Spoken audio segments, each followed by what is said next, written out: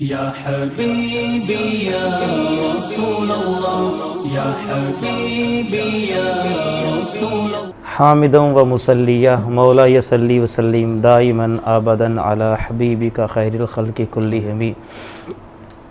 بہت شکریہ آپ کا اور شعور ٹی وی والوں کا کہ جو لوگوں کے اندر شعور کو بیدار کرنے کے لیے اس طرح کے پروگرام لے کر آتے ہیں۔ نبی رحمت، نور مجسم، رحمت عالم، جان عالم، بہار عالم، نور عالم صلی اللہ تعالیٰ علیہ وآلہ وسلم، آپ کی یہ پیاری سنت قربانی کرنا، لیکن اس کی اصل کیا ہے آج ہم تھوڑی سی اس کے اوپر روشنی ڈالتے ہیں۔ مخصوص جانور کو مخصوص دنوں میں اللہ تعالیٰ کی رضا حاصل کرنے کے لیے اللہ کی راہ میں قربان کرنا قربانی کہلاتا ہے، اور اس کا حکم اللہ رب العزت خالق کائنات نے اپنے پیارے نبی رحمت صلی اللہ علیہ وسلم کو خود ارشاد فرمایا۔ 30واں پارہ سورۃ الکوثر اور اس کی دوسری آیت، فَصَلِّ لِرَبِّكَ وَانْحَرْ، فرمایا کہ اے حبیب مکرم صلی اللہ علیہ وسلم آپ اپنے رب کے لیے نماز پڑھو اور قربانی دو۔ اگر اس کا پس منظر دیکھا جائے تو اگر ہم قرآن پاک کی آیات بینات کو اگر ہم اس کا مطالعہ کریں تو یہ بات روز روشن کی طرح عیاں ہو جاتی ہے کہ اصل میں یہ جو سنت ہے یہ نبی پاک صلی اللہ علیہ وسلم کے جد امجد حضرت ابراہیم خلیل اللہ علیہ السلام، آپ نے جب اپنے لخت جگر حضرت سیدنا اسماعیل علیہ السلام کو ذبح کرنا چاہا تو اللہ تعالیٰ نے پھر ان کی جگہ دمبے کو بھیج دیا، جس کا ذکر قرآن میں موجود ہے۔ پھر چونکہ نبی پاک صلی اللہ علیہ وسلم جد امجد حضرت ابراہیم علیہ السلام کی اولاد میں سے ہیں، تو پھر اس سنت کو تازہ رکھنے کے لیے، اس کو زندہ رکھنے کے لیے پھر اللہ تعالیٰ نے اپنے حبیب مکرم صلی اللہ علیہ وسلم کو اس کا حکم دیا۔ بے شمار احادیث قربانی کے فضائل کے اوپر شاہد ہیں، ان میں سے چند ایک ان کا مفہوم جو ہے وہ ناظرین کے سامنے رکھنا چاہتے ہیں کہ ابو داؤد، ترمذی اور ابن ماجہ میں ام المومنین محبوب رب العالمین سیدہ طیبہ طاہرہ سیدتنا عائشہ صدیقہ بنت صدیق اکبر سلام اللہ علیہا، آپ سے مروی ہے کہ حضور اقدس صلی اللہ تعالیٰ علیہ وآلہ وسلم نے ارشاد فرمایا، یوم النحر یعنی 10ویں ذی الحج کو ابن آدم کا کوئی عمل خدا کے نزدیک خون بہانے سے زیادہ پیارا نہیں ہے۔ اور ہوگا کیا، یعنی جانور کو ذبح کرنا، یعنی کہ اللہ تعالیٰ کو وہی صدقہ خیرات کرنا، یہ بھی ایک اچھا عمل ہے، لیکن جو ذی الحج کی 10ویں تاریخ ہوتی ہے یعنی جو عید الاضحیٰ کا پہلا دن ہوتا ہے تو اللہ تعالیٰ کو جو سب سے اچھا عمل ہے وہ جانور کو ذبح کرنا ہے۔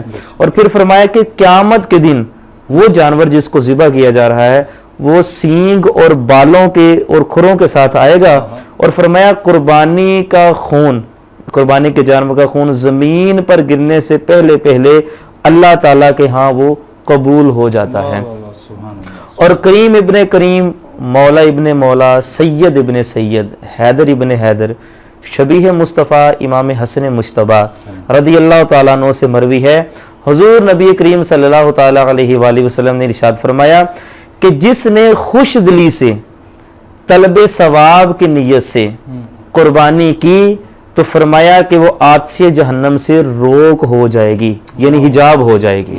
اور اگر ہم تھوڑا سا آگے چلیں تو طبرانی نے حضرت ابن عباس یعنی حضرت عبداللہ ابن عباس جو حضور علیہ السلام کے کزن ہیں، ان سے راوی ہے کہ حضور صلی اللہ علیہ وآلہ وسلم نے ارشاد فرمایا، جو روپیہ عید کے دن قربانی میں خرچ کیا گیا اس سے پیارا کوئی روپیہ نہیں ہے۔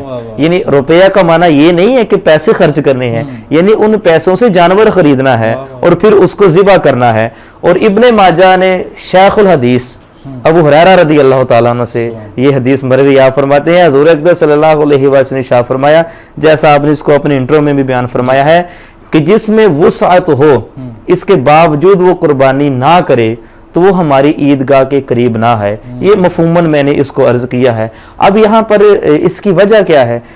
غیب دان نبی صلی اللہ علیہ وآلہ وسلم آپ دیکھ رہے تھے کہ ایک ایسا دور آئے گا کہ کچھ سیکولر اور کچھ لبرل طبقہ اٹھ کھڑا ہوگا جو یہ کہے گا جی قربانی دینے کی کیا ضرورت ہے، کسی غریب پر خرچ کر دو، کسی کی شادی کر دو، صدقہ خیرات میں حصہ ڈال دو، کسی کی مدد کر دو. کثرت کے ساتھ ان چیزوں کو جو ہے وہ مفروضہ بنا کر پیش کیا جا رہا ہے. تو غیب دان نبی نے یہ سارے معاملات پہلے دیکھ لیے تھا کہ ایسا وقت آئے گا. تو اب دیکھیں مولانا حسن صاحب، یہ جو قربانی ہے نا، جتنا اس میں غریبوں کا خیال رکھا جاتا ہے نا، تو شاید ہی کسی اور معاملے میں جو سارا سال گوشت نہیں کھا سکتے ان کو بھی گوشت نصیب ہو جاتا ہے.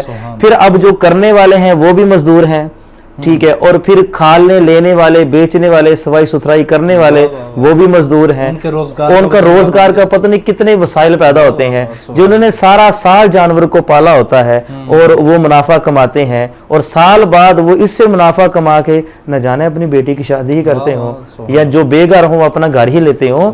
تو اس میں غرباء کا زیادہ خیال رکھا گیا ہے. قربانی کے اندر ایک قربانی ہے لیکن ہزارہ مزدور طبقہ جو ہے وہ اس کی یہاں پر مشکل کشائی ہو جاتی ہے اور ان کے لیے روزگار کے مواقع فراہم ہوتے ہیں.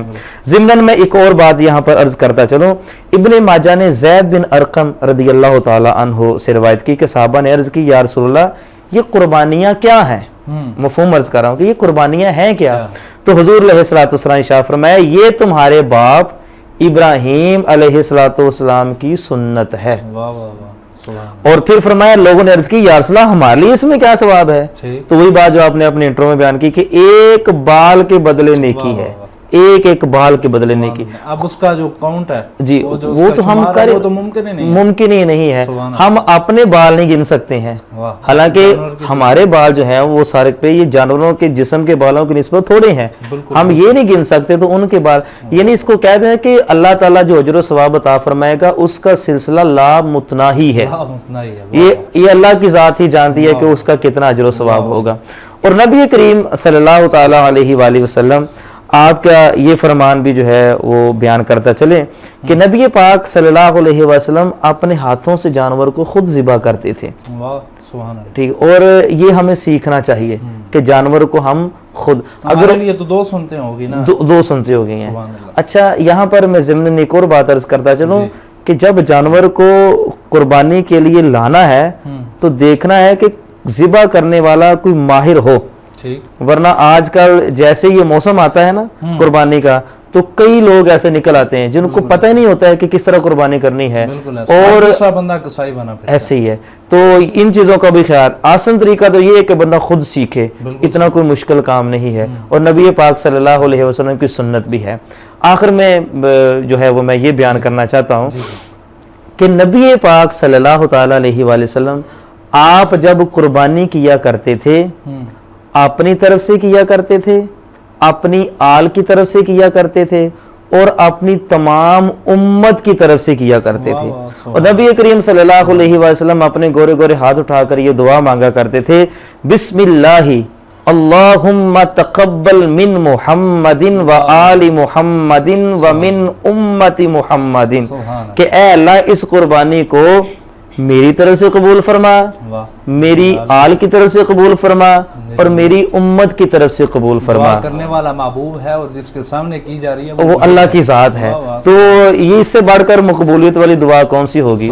تو یہاں ناظرین کو میں یہ بھی پیغام دینا چاہتا ہوں کہ اللہ تعالیٰ نے اگر آپ کو اتنی وسعت اور طاقت دی ہے کہ آپ کے اوپر تو قربانی واجب ہے، تو ایک قربانی جو ہے وہ نبی پاک صلی اللہ علیہ وسلم کے نام کی بھی کرنی چاہیے.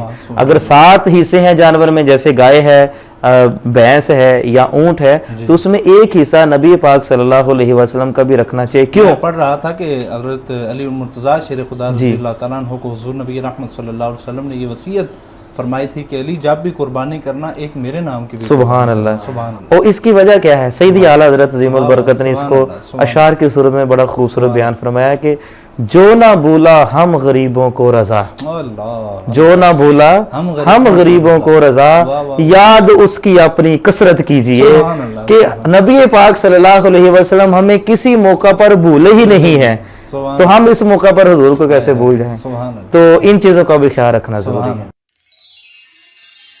یا حبیبی یا رسول اللہ، یا حبیبی یا رسول اللہ.